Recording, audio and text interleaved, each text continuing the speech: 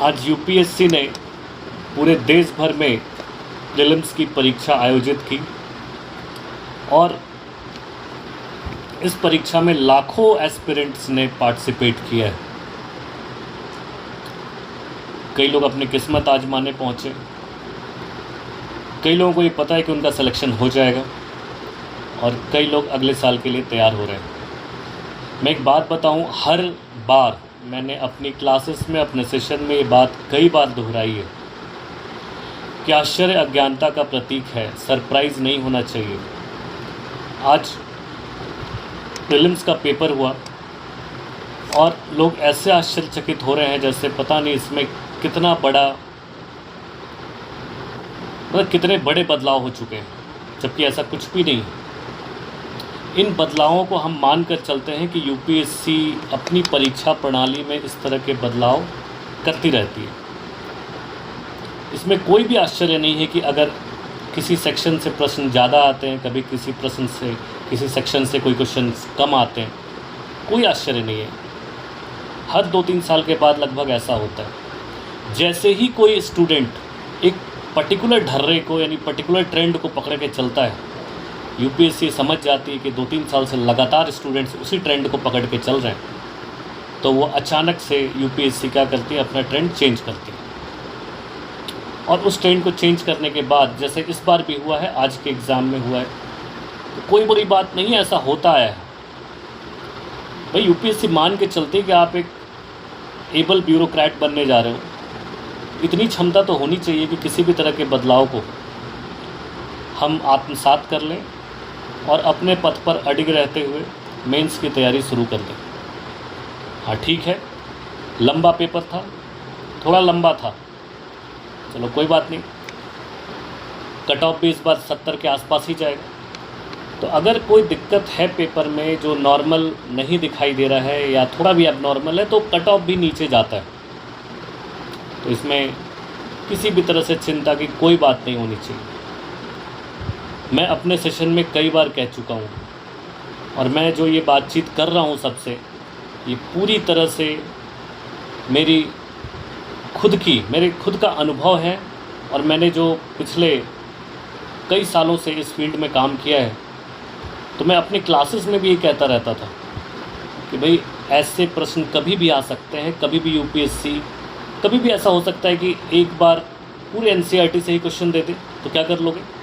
कहोगे ये सिलेबस से बाहर का है? नहीं भाई, एनसीईआरटी में भी सिलेबस की चीज़ें हैं, है ना। करंट अफेयर्स में भी सिलेबस से चीज़ें कनेक्टेड हैं।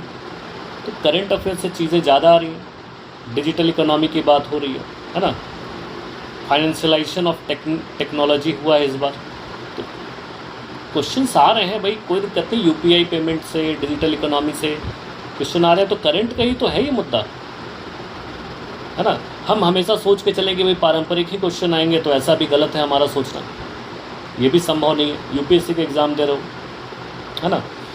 तो एक ढर्रा चेंज करना बहुत ज़रूरी है, क्योंकि बदलते हुए समय में, बदलते हुए समाज में, बदलती हुई अर्थव्यवस्था में अगर क्वेश्चन का पैटर्न नहीं बदला, तो हम अपने देश में जो ब्यूरोक्रेट्स बनाने जा रहे हैं उनमें बदलाव कैसे आएगा, उनकी मानसिकता में बदलाव कैसे आएगा, और फिर ये देश चलेगा कैसे?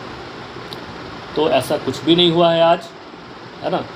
ये थोड़ा पेपर लेंदी था। हाँ, एथिक्स का पेपर, यानी कि एथिक्स के सिलेबस को प्रीलिम्स में डाला गया है। ये थोड़ा सा लगता है कि भाई कैसे जो मेंस का पेपर है उसको प्रीलिम्स में क्यों डाला गया। तो मैं इस पर भी एक बात कह दूं कि यूपीएससी कभी नहीं कहती कि प्रीलिम्स का प्रिपरेशन अलग होता है, मेंस का अलग होता है और इंटरव्यू का अलग होता है।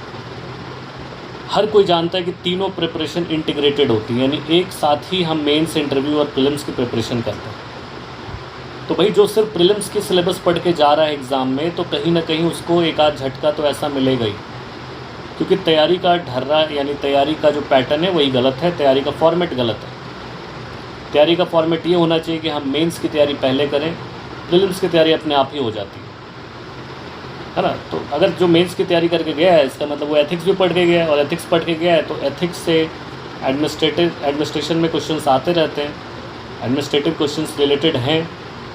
तो लाजमी है कि यूपीएससी चाहती है कि भाई एक एबल ब्यूरोक्रेट का टेस्ट इंटरव्यू में जाकर ना, इंटरव्यू में जाते जाते यानी इंटरव्यू के स्तर पर जाकर तो होगा ही, प्रीलिम्स के स्तर पर भी वो टेस्ट हो जाए, है ना। तो इस तरह की चीज़ें हैं, ये कोई बदलाव नहीं है, ये किसी भी तरह का कोई पैटर्न नहीं है। अब क्वेश्चन पूछने का तरीका भी बदला है। अब 2-3 साल से वन लाइनर क्वेश्चंस पूछे जा रहे थे। जब 2-3 साल से वन लाइनर क्वेश्चन पूछे जा रहे थे तो 2-3 साल के पहले भी तो देखो, उसके पहले मल्टीपल स्टेटमेंट वाले क्वेश्चंस पूछे जाते थे। तो फिर तो वही है, 2-3 साल बाद फिर वही है। तो ऐसा कुछ भी नया नहीं है, ये रिपीटिशन होता रहता है, फेरबदल होता रहता है, चीज़ें आगे पीछे होती रहती हैं। इसमें कुछ भी आश्चर्यचकित करने वाली कोई बात नहीं है ना। और जब भी थोड़ा बहुत बदलाव देखा जाता है तो स्कोर यानी कट ऑफ कम जाएगा, 70 के आसपास मान कर चलो, ठीक है। ऑल द बेस्ट, अपनी तैयारी पूरी करो। शायद मैंने सारी बात कह दी, मुझे लगता है अगर कोई पॉइंट मैं फिर से एक बार याद करूं तो कोई पॉइंट छूटा नहीं है। सीसैट में कहते हैं कि इंटरपर्सनल कम्युनिकेशन स्किल से क्वेश्चंस आ गए। भाई ये आपके सिलेबस का पार्ट है, 4-5 साल से नहीं पूछ रहा है, इस बार पूछ दिया तो क्या दिक्कत है। ज़रूरी थोड़ी है कि हर साल हर एक टॉपिक से प्रश्न आ जाए, इतने प्रश्न कहाँ बनते हैं। मैं मॉडर्न इंडिया से ज़्यादा क्वेश्चन आते थे, इस बार एंशिएंट इंडिया से आ गया तो भी कोई बात नहीं। तीनों सिलेबस में सभी पेपर से, सभी टॉपिक से इक्वल क्वेश्चन आ जाएं, ये कहाँ तक मतलब लॉजिकली ये सिद्ध नहीं हो पाता। कुछ भी नया नहीं है, ध्यान रखना है ना, सब कुछ वैसा ही है।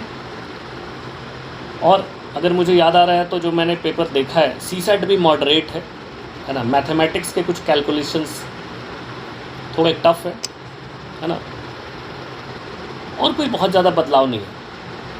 और देखो, डिसीजन मेकिंग के क्वेश्चंस रहने चाहिए, क्योंकि एक ब्यूरोक्रेट को इंस्टेंट डिसीजन की ज़रूरत होती है।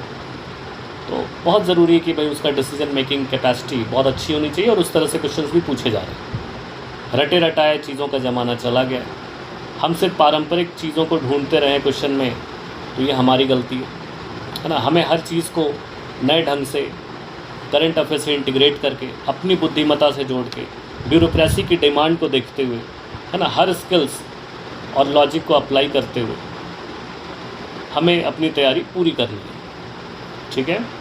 धन्यवाद and all the best for the mains. किसी भी तरह की कोई दिक्कत हो परीक्षा से संबंधित, है ना, वो अगर फील करते हो, मुझे नहीं लगता कोई दिक्कत है। ये जो छोटे मोटे चैलेंजेस हैं उनको ओवरकम किया जा सकता है। कभी भी मुझसे बात कर सकते हो, फ्री हो कभी भी बात करने के लिए मैसेज करो, व्हाट्सएप पे मैसेज कर दो, यूट्यूब जो वीडियोस बन रहे हैं इन पर कमेंट करके लिख सकते हो। जो भी पूछना हो मैं बिल्कुल रिवर्ट बैक करूँगा, रिप्लाई करूँगा, है ना। IAS फैक्ट्री तुम्हारे साथ हमेशा है, तुम्हारी सफलता तक, तुम्हारी जीत तक। Thank you.